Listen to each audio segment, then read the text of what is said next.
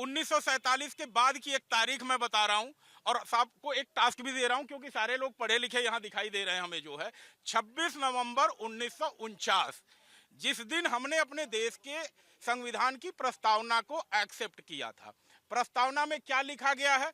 We the people of India, हम भारत के लोग क्या बनाते हैं? भारत को डेमोक्रेटिक रिपब्लिक बनाते हैं। अब एक्सप्लेन कर रहा हूं थोड़ा आगे चल करके। रिपब्लिक बहुत जगह है, एक जगह इस्लामिक रिपब्लिक ऑफ ईरान है, आप जानते हैं वहां किताब से शासन होता है। एक जगह पीपुल्स रिपब्लिक ऑफ है चाइना, जहां एक पार्टी का शासन होता है। लेकिन डेमोक्रेटिक रिपब्लिक, बीच में मत बोलिए, बदतमीजी नहीं, बदतमीजी नहीं। This is not Islam, this is not Islam. आप इस्लाम को क्यों इंसल्ट कर रहे हो? आपको इस्लाम को इंसल्ट क्यों कर रहे हो? आप रिपब्लिक ऑफ इंडिया है, ये रिपब्लिक ऑफ इंडिया है। बीच में बोलना नहीं, बीच में बोलना नहीं। ना रिपब्लिक ऑफ हिंदू है, ना रिपब्लिक ऑफ ईसाई है। सुनिए, बोले दीजिए। हाँ, पूरी बात सुनिए, पूरी बात सुनिए, पूरी बात सुनिए, पूरी बात सुनिए, पूरी बात सुनिए। बाबा साहब अम्बेडकर के बेवजह मत चिल्लाओ, कुछ तर्क है तो तर्क दो, बेवजह चिल्लाना बंद करो। सुनिए, सुनो पहले पूरी अभी तुम्हें पूरा इलाज दे रहा हूँ, पूरा इलाज दे रहा हूँ, पूरी दवाई दे रहा हूँ भाई, मैं पूरी दवाई दे रहा हूँ, चिंता मत करो, पूरी सीसी की दवाई मैं दे रहा हूँ। सुनो, डेमोक्रेटिक का मतलब क्या होता है? डेमोक्रेटिक का मतलब क्या होता है? मेजॉरिटी के द्वारा शासन, बहुमत का शासन। तो यह देश जैसा बहुमत चाहेगा वैसे होगा। देश का 80% चाहता है कि आज वंदे मातरम बोला जाए तो बोला जाएगा। दुनिया की कोई ताकत जिसको दिक्कत थी किरण जी, जिसको दिक्कत थी उनको 1947 किरण जी बात मेरी खत्म होने दीजिए। 1947 से 1949 तक, 26 नवंबर 1949 तक जिसको दिक्कत थी उसके पास विकल्प था। यह पता था, कोई ऐसा नहीं था कि एक दिन अचानक हिंदू बहुसंख्यक हो गए। आपको जब डेमोक्रेटिक बनाया गया तब आपको पता था कि हिंदुओं की इच्छा से शासन होना है। तो हम जब भजन करना चाहेंगे, कीर्तन करना चाहेंगे, भारत माता की जय करना चाहेंगे, आपको उसी हिसाब से चलना पड़ेगा, उसी हिसाब से संविधान की बात चलेगी। एक अभी आपने एक बात कही कि मेजोरिटी क्या गुंडों के हाथ में दे दी जाए, देश को गुंडों के हाथ। आप ये कह रहे हैं यानी जी तुम मेजोरिटी में जो है वो गुंडे हैं? सुन लीजिए, नहीं, वो गुंडे हैं, ये इसका जवाब दीजिएगा मुझे। आप थोपिए मत हमारे। नहीं, आपने अभी बयान दिया, आपने बयान दिया, आपने बोला तो क्या गुंडों के हाथ में देश को दे दे? तो यानी मेजोरिटी में जो है 100 आदमी, तुमने एक्सेप्ट किया था, तुम्हें हिंदुस्तान में रहना है, तुमने 100 एक्सेप्ट किया था। अगर तुम्हें दिक्कत थी तो उसी दिन चले गए होते।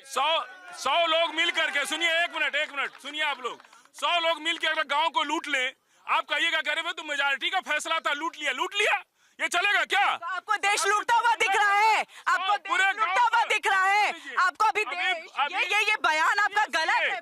आप बीच में इंटरप्ट करके डिस्टर्ब कर रही हैं, ये ठीक बात नहीं है। आप सुनिए, दरभंगा के अंदर पूरे गांव पर SC ST एक्ट की कार्रवाई हुई है। पूरा गांव जाके दलितों की बस्ती को लूट लिया, पूरे गांव पे FIR हुई। किसकी वजह से? संविधान की वजह से। अगर संविधान नहीं होता, वो दलित बस्ती लूट ली जाती, उनकी आबरूरेजी हो जाती। लेकिन संविधान से देश चलेगा। जो संविधान बन गया, लेकिन ये विवादित, उसके सामने कुछ नहीं है। संविधान की ताकत है। ठीक है। हाँ, एक सेकंड, यह संविधान ही है कि आप यहाँ बहस कर पा रहे हो। संविधान नहीं होता, कहीं सरिया होता तो आप लोग क्या करते सबको पता है। जहाँ आप इनको यही दुख है कि संविधान नहीं होना चाहिए ताकि हम दलितों की हत्या कर सके, दलितों पर पेशाब कर सके। एक मिनट, मैं इनको इसीलिए नहीं, एक मिनट, इनको यही तकलीफ है कि अगर संविधान नहीं होता, हम दलितों से गोबर फेंकवाते, हम पिछड़ों से अपनी गुलामी कराते, उनसे जूता साफ कराते। इसीलिए इनको कह रहे हैं सुप्रीम कोर्ट दबाव में है। सुप्रीम कोर्ट है जो उसी सुप्रीम कोर्ट के पास जा रहे हैं जिसका नवंबर दिसंबर में उन्होंने सुप्रीम कोर्ट को कहा था कि सुप्रीम कोर्ट पर दबाव है। सुप्रीम कोर्ट भी बिक गई है, ऐसे बयान मदनी ने दिया था। और आज वही मदनी सुप्रीम कोर्ट जाने की बात कर रहे हैं। बयान है, अभी हम वो दर्शकों को भी बताएंगे कि कौन कौन से बयान जो है मौलाना अरशद मदनी ने यहाँ दिया है। उससे पहले अमित जी आपका रुख करेंगे। देखिए, जब शुरुआत में आपको लगा कि एक समुदाय जो विशेष है, हम आप लोगों के पास आ रहे हैं, बस थोड़ी सी हम सर को एक बार ले लें। अब देखिए, थोड़ी जो चीजें थी कि उसमें आहत है, तो चलिए हटा दिया गया, और तब से लोगों ने माना ना कि आपने जो 2 क्षण दिए, हम सब उसमें ऐतराज नहीं जता करके हम सब ने उसको दिल से कबूल किया। लेकिन आज के वक्त में अगर 6 क्षण लगाया जा रहा है तो फिर नाराजगी क्यों है? कोर्ट जाने की बात क्यों है? अब आप मान जाइए इस बात को, यही तो है ना सेक्युलरिज्म, यही तो है धर्मनिरपेक्षता, यही तो है एक साथ मिलकर के चले वाली बात। सबसे पहली बात जो मैं अपनी बात शुरुआत करना चाहूंगा, भारत माता की जय, वंदे मातरम। सबसे बड़ी चीज है ये हमारा जो आज समाज खड़ा है साथ में, जिसे हम प्रबुद्ध जन कहते हैं। सभी पढ़े लिखे लोग हैं, सब लोग काम कर रहे हैं, कहीं कामगार हैं, सब लोग अपने अपने समय निकाल के आए हैं। पूरा भारत देश फजील भाई सुन रहा है। आप उस देश की परिकल्पना करिए कि जब हम 1947 में आजाद हुए, जब अंग्रेजों ने हमारे दो टुकड़े किए, पाकिस्तान बना दिया, भारत बना दिया और हमें संविधान दिया गया। हमने संविधान की परिकल्पना की, बाबा साहब अम्बेडकर ने जो है उस संविधान की रचना की। आज पूरा भारत देश उस संविधान को मानता है। आपके ही कई चंद लोग जो हैं, जब उनसे पूछा जाता है कि भारत देश में अगर आप रह रहे हैं तो सबसे पहले क्या संविधान या आपकी किताब? संविधान। आपके ही कुछ लोग मीडिया में बैठ के बोलते हैं कि संविधान से पहले हमारी कुरान।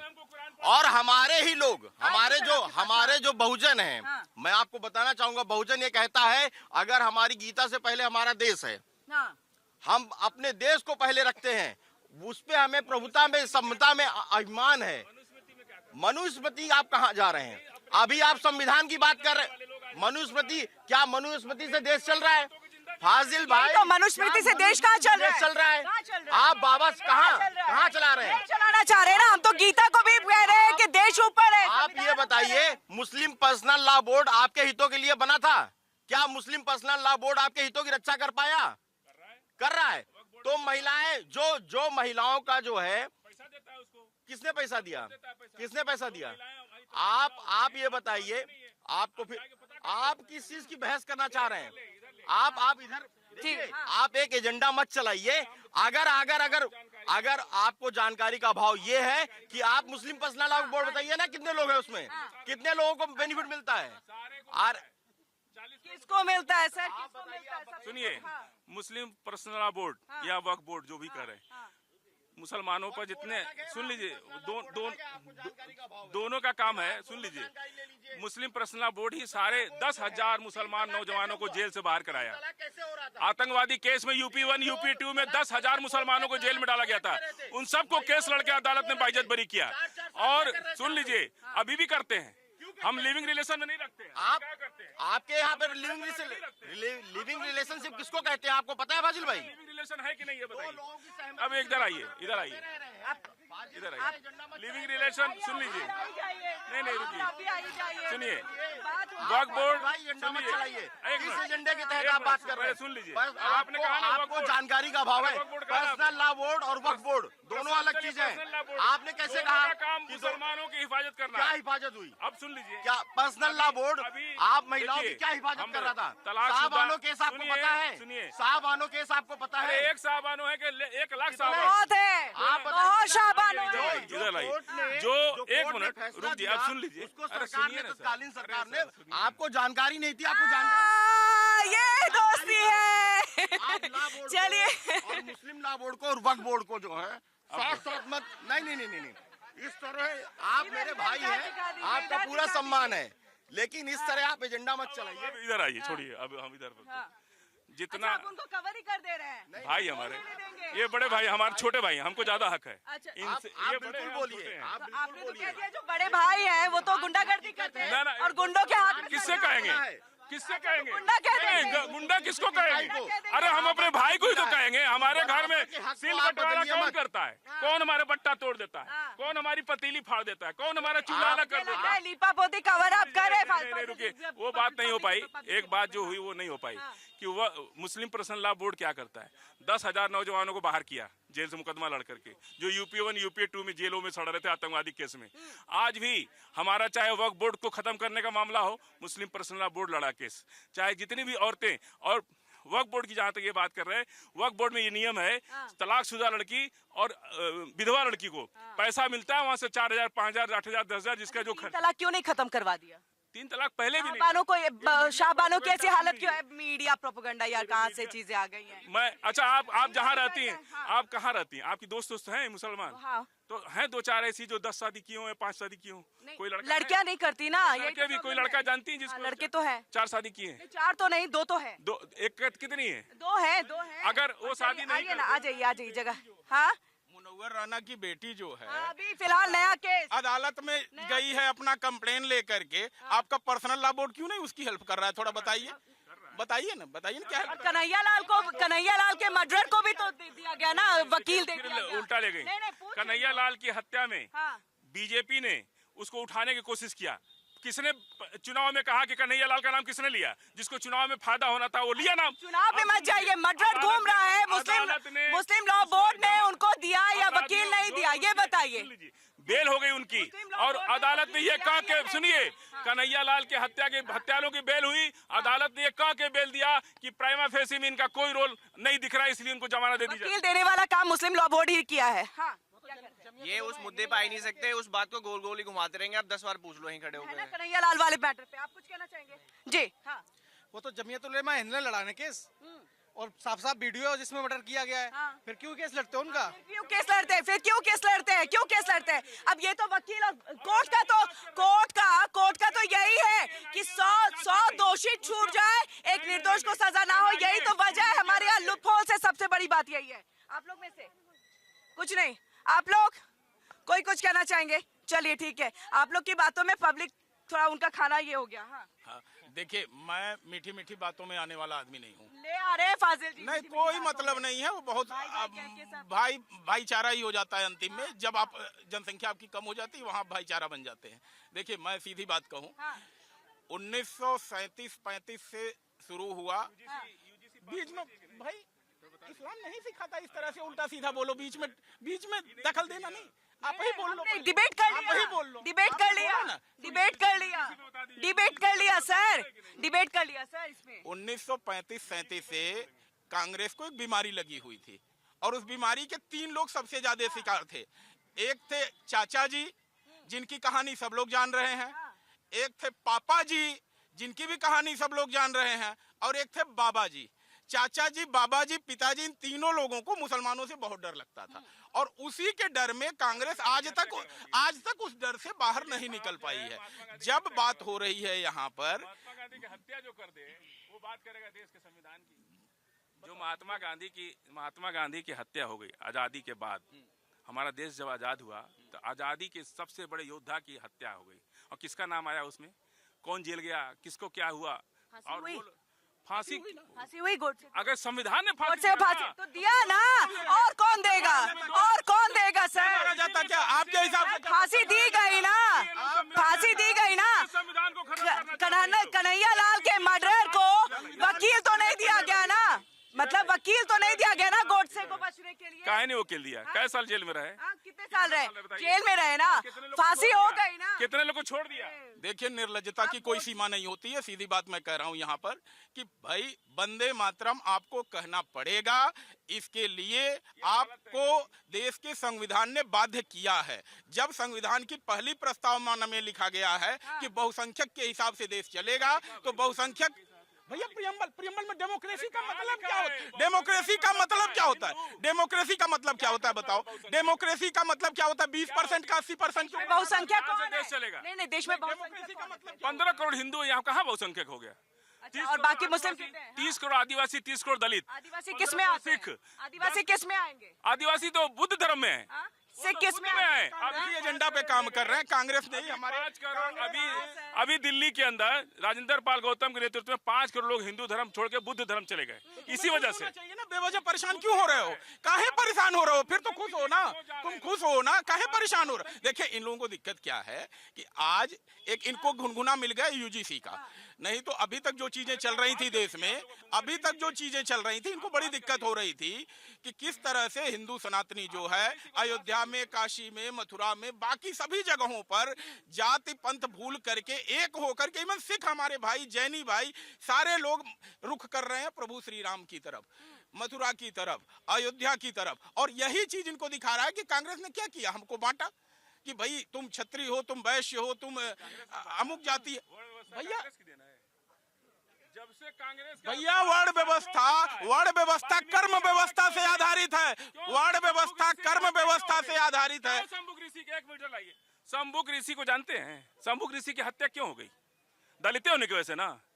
आप क्या बात करते हैं? बोलिए जितना बोलना है। देखिए विषयांतर कर रहे हैं, हर बात का ही विषयांतर कर रहे हैं। वंदे मातरम पर बोलिए ना, वंदे मातरम पर क्यों दिक्कत है? चलिए एक से एक अरशद मदनी, मौलाना अरशद मदनी का। अच्छा ये छोटी बेटी, क्या नाम है आपका? मेरा नाम रानी है। रानी, हाँ क्या पूछना चाहोगे? मैं ये पूछना चाह रही हूँ, ये जो सवाल उठाए जा रहे हैं, इससे कड़ा मुद्दा ये है कि जो दिल्ली में, नोएडा में बच्चे चोरी हो रहे हैं, हाँ। उसके ऊपर किसी ने सवाल क्यों नहीं उठाया? अच्छा हाँ, तो कहाँ से बच्चे चोरी? यहाँ से हुए पार्क से? यहाँ से पार्क से नहीं पता, लेकिन न्यूज़ें जो आ रही हैं, नहीं है, लेकिन फिर भी मैं कोशिश करूंगी कि इस पे कुछ बोले। पूछ सकें? देखिए अवेयरनेस, आप प्रवक्ता यहाँ ये नहीं जो है, नोएडा में- पॉलिटिकल एनालिस्ट है यहाँ सारे, तो आप इनको नॉलेज होनी चाहिए ना इस बारे में, क्यों नहीं सवाल उठाया जा रहा है इस तो बारे क्या में? पूछना है उनसे? बताइए बच्चे क्या क्यों पूछना गायब हो रहे? किसी को पकड़ा गया या किसी को मतलब अभी अंदर चलिए, किया गया? चलिए इस पे अगर आपको कुछ पता हो कि किसी को कोई पकड़ा गया। देखिए हाँ, किरण very जी, good, बहुत देखिए बच्चे ने बहुत अच्छा सवाल उठाया है। और जिस चीज की हम बात करें, सिक्योरिटी सेफ्टी की बात करें, नोएडा की ऐसी कोई घटना नहीं है अभी। माननीय आदित्य योगीनाथ जी के आप देखे होंगे जिस तरह से सिक्योरिटी सेफ्टी रहा है, पिछले 10 सालों का रिकॉर्ड है। जी। बहुत कुछ चेंज हुआ है, हाँ। बहुत कुछ बदलाव आया है। दिल्ली में कुछ घटनाक्रम हुई हैं, लेकिन किस तरह से एक टूल किट बना के जो है उसको प्रमोट किया गया है, वो भी एक चीजें हैं। फेक नहीं है संदीप जी, देखिए हर चीज को फेक करना भी गलत है। बहुत सारी घटनाएं ऐसी हुई हैं जिनको सीसीटीवी में भी खंगाला गया है और पकड़ा गया है, और अभी बहुत सारे लोग उसमें जो है, जो मुख्य आरोपी हैं, अभी बहुत दूर हैं पुलिस से। जांच चल रही है, उस जांच के दायरे में बहुत सारी सीमाएं हैं, और उस सीमाओं के साथ वो लोग काम कर रहे हैं। धीरे धीरे चीजें सामने आएंगी, लेकिन अभी प्रमुखता से ये कहना कि नोएडा में ऐसी कोई घटना नहीं हुई है। दिल्ली में जो घटना हुई है उसके लिए दिल्ली पुलिस जांच कर रही है, और धीरे धीरे निर्णय आएगा। रानी, नोएडा में ऐसी उतनी कोई घटना नहीं हुई है, जो घटना है वो दिल्ली की हुई है। ऐसी घटना हो तो 100 नंबर पर तो जरूर फोन कर दे। अपने अवेयरनेस होनी चाहिए, संविधान हमको चलाना है और हम जागरूक रहेंगे तभी देश को बच पाएगा। चलना चाह रहे हैं, या आप बुद्धिज्म को लेके चलना चाह रहे हैं, या दलितों को लेके चलना चाह रहे हैं? आप बुद्धिज्म एक जीवन शैली है, आप उसको धर्म से आप कैसे जोड़ सकते हैं? जो आप राजेंद्र कुमार गौतम की बात कर रहे हैं, क्या उनके अंदर बुद्धिज्म है? क्या वो जीवन शैली जी रहे हैं? जो कह रहा है कि हम विष्णु को नहीं मानते, भगवान महात्मा बुद्ध ने कहीं पे कहा कि हम भगवान विष्णु को नहीं मानते, हम भगवान माँ लक्ष्मी को नहीं मानते, हम सरस्वती को नहीं मानते। महात्मा बुद्ध ने ऐसा कहाँ लिखा है? महात्मा बुद्ध ने ऐसा कहाँ लिखा है कि हम लक्ष्मी की पूजा इसलिए नहीं करेंगे, लक्ष्मी की पूजा इसलिए नहीं करेंगे क्योंकि लक्ष्मी नहीं आती है? ये अधूरा ज्ञान है, ये अधूरा ज्ञान है जो बांटा जा रहा है। हम वंदे मातरम की जो परिचर्चा कर रहे थे, उस परिकल्पना को संविधान के दायरे में रह के सरकार ने अच्छा निर्णय लिया है। और जहाँ पे जो छंद, जो उसमें 4 छंद जोड़े गए हैं, वो देश के सभी निवासियों को पता होना चाहिए। इसमें सभी का योगदान है। देश आज जो है अपने मूलभूत स्वभाव से जुड़ना चाह रहा है, और सरकार उसको कहीं ना कहीं अपनी पुरानी जो यथास्थिति थी, हम ये नहीं कहते कि उसमें कांग्रेस ने नहीं, वंदे मातरम कांग्रेस के अधिवेशन से स्टार्ट हुआ, बंकिम चंद्र चट्टोपाध्याय जी ने लिखा, आनंद भवन से निकल के चीजें आई, कांग्रेस के पहले अधिवेशन में जो है ये गाया गया। कुछ छंदों में जो है आपत्ति मुस्लिम लीग ने की थी, समाज ने नहीं, मुस्लिम लीग ने की थी। उसके बाद जो है हटाया गया। लेकिन मैं एक सवाल सरकार से भी कहना चाहूंगा, जब मुस्लिम लीग ने आपत्ति की थी तो उसी मुस्लिम लीग के साथ श्यामा प्रसाद मुखर्जी और बाकी लोगों ने सरकार बनाई। भाजपा सरकार ने भी मुस्लिम लीग के साथ अपनी सरकार चलाई हुई है, सत्ता चलाई हुई है। तो सिर्फ ये कहना कि पेट्रोलिज्म जो है, राष्ट्रीयता जो है, वो सिर्फ कांग्रेस ने नहीं निभाई है, भारतीय जनता पार्टी ही केवल 2014 के बाद जो है राष्ट्रीयता निभा रही है। ये भी एक बड़ा सवाल है कि क्या उसके पहले लोग जो है भारतीय नहीं हुआ करते थे? क्या उसके पहले हम लोग वंदे मातरम नहीं कहते थे? क्या उसके पहले हम लोग भारत माता की जय नहीं कहते थे?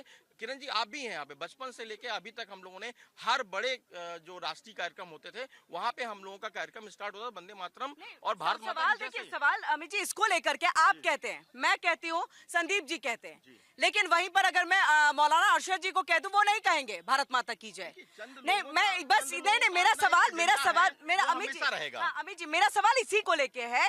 जब पहले में सिर्फ 2 छंद रखा गया, सबने माना, किसी ने कोई ऑब्जेक्शन नहीं किया, मैंने भी नहीं किया, आपने भी नहीं किया, किसी ने नहीं किया। लेकिन आज अगर 6 छंदों को शामिल किया जा रहा है तो दिक्कत क्यों आ रही है अरशद जी को? अरशद मदनी को मान लेना चाहिए, ठीक है, इतने साल तो आपने हमारी आस्था का ख्याल रखा, आज हम आपकी आस्था का, आपकी भावना का, आपके राष्ट्रीयता का ख्याल रखेंगे, तभी तो सेकुलरिज्म और देश चलेगा ना। जिस सेकुलर की हम बात कर रहे हैं वो हमारे संविधान में नहीं था, बाद में ऐड किया गया है। और उसके पहले की अगर आप बात करें तो वो किसी भी भयवश या कोई भी छंदवश जो हटाए गए थे, वो कोई भी कारण हो सकता है, उसके बहुत सारे कारण हैं। कोई भी एग्जैक्ट कारण अगर आप बोलना चाहेंगे कि इस वजह से हटाया गया था, सबकी अपनी एक मनोदशा है किस वजह से सरकार निर्णय लेती है। कांग्रेस के सरकार में बहुत सारे निर्णय, मनोदशा थी, खुश करना है। तो मतलब मैं जो अगर गलत नहीं किरण जी अगर मैं गलत नहीं हूँ तो जो किसानों के हित में जो 3 बिल आए थे वो भी सब बहुत अच्छे थे, फिर सरकार ने वापस ले लिया था। क्यों लिया था? देखिए इंडिया डेली 24/7 अब आपकी स्मार्ट टीवी पर। इंडिया डेली मौजूद है सभी डिजिटल प्लेटफॉर्म पर लाइव और लगातार। इंडिया डेली 24/7 हर दिन राष्ट्र को समर्पित।